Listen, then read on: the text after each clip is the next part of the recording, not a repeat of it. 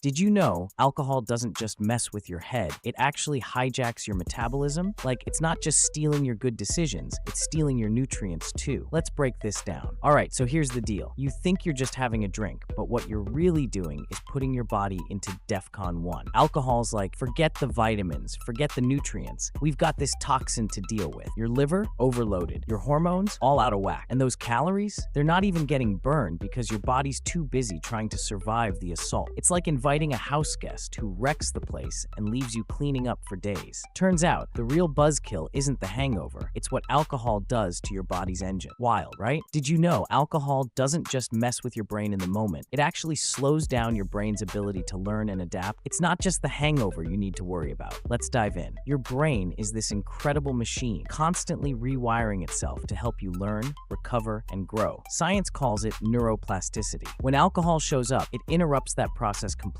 Suddenly, your brain's trying to keep up, but it's stumbling over its own wiring. Learning slows, memory gets patchy, and if your brain's recovering from something, alcohol is in there, making the job harder. The effects aren't just temporary. They can stick with you long after the buzz wears off. Makes you wonder if the so-called good time is worth the cost. Ever wake up after a couple of drinks and think, why am I still so tired? I slept like a rock. Well, turns out you didn't. Let's break it down. Alcohol doesn't help you sleep. It knocks you out. There's a difference. Your body skips the deep restorative sleep you actually need and keeps you in this weird light sleep state. So yeah, you're unconscious, but your brain is like, what's going on? Are we running from a bear or something? Then you wake up feeling like a zombie. And guess what? You're more likely to reach for coffee, sugary snacks, or even another drink to get through the day. It's a vicious cycle, and we just keep buying into it. Maybe it's time to rethink that nightcap. You ever hear someone say, it's just 1 or 2 drinks, no big deal? Well, what if I told you that even moderate drinking might not be as harmless as we think? Let's break this down. Those casual drinks you think are no problem, they're quietly doing work behind the scenes, and not the good kind. Studies are showing that even moderate drinking can increase your risk of cancer, heart disease, and brain shrinkage over time. Yeah, brain shrinkage, and we call this safe? Meanwhile, we're out here acting like, as long as it's not a binge, it's basically health food. Maybe it's time to rethink what moderate really means, because it's starting to look a lot riskier than we've been told. Ever wonder why that glass of wine that's supposed to take the edge off ends up making you feel worse the next day? Let's dig into this. Alcohol gets sold to us as this magical fix for stress, but what it's actually doing is playing a long con on your brain. Sure, it feels good for a minute, dopamine hits, everything's great, but then the come down kicks in, and boom, your mood tanks. Studies are showing that even a little social drinking can mess with your brain chemistry, amplifying feelings of depression over time. And yet, we keep calling it a social lubricant, like it's doing us all a favor. Maybe it's time to ask ourselves, is the quick buzz really worth the emotional crash it leaves behind? Drink responsibly. We've all heard it, right? It's on ads, it's at parties, it's the mantra. But what if I told you there's actually no such thing as safe drinking? Yeah, let's talk about it. Here's the deal. This idea that there's a magical, responsible level of drinking that doesn't harm you, total marketing genius, but the science says otherwise. The World Health Organization has straight up said no level of alcohol consumption is safe. Not one. Every sip you take is like rolling the dice with your health. Cancer risks go up, your heart's working overtime, and your brain, yeah, it's not loving the ethanol bath either. But somehow, we've convinced ourselves that moderation is this perfect sweet spot, as if cutting back a couple drinks a week makes alcohol a vitamin. Newsflash, doesn't. It's not about scaring anyone. It's about waking up to the fact that responsible drinking might just be the biggest con we've all bought into. Something to think about the next time you hear that little disclaimer on the end of a beer commercial. You ever hear someone say, oh, they just need more willpower to stop drinking? Yeah, let's talk about how that's completely wrong. Alcohol addiction isn't about weak willpower or bad choices. It's way deeper than that. When someone starts drinking regularly, alcohol rewires their brain, hijacking the reward system. It's like their brain's GPS gets stuck on drink will survive. And for some people, genetics play a huge role. They're born with a higher risk of addiction, like drawing the short straw before the game even starts. Add in things like trauma, stress, or growing up in an environment where drinking's the norm, and you've got the perfect storm. Now, imagine fighting against your own brain chemistry every single day. That's what addiction is. It's not a choice. It's a medical condition, plain and simple. But instead of understanding that, society slaps on the stigma. Oh, they're just lazy. No, it's time we drop the judgment and start seeing alcoholism for what it really is. A disease that needs treatment, not shame. Makes you think, doesn't it?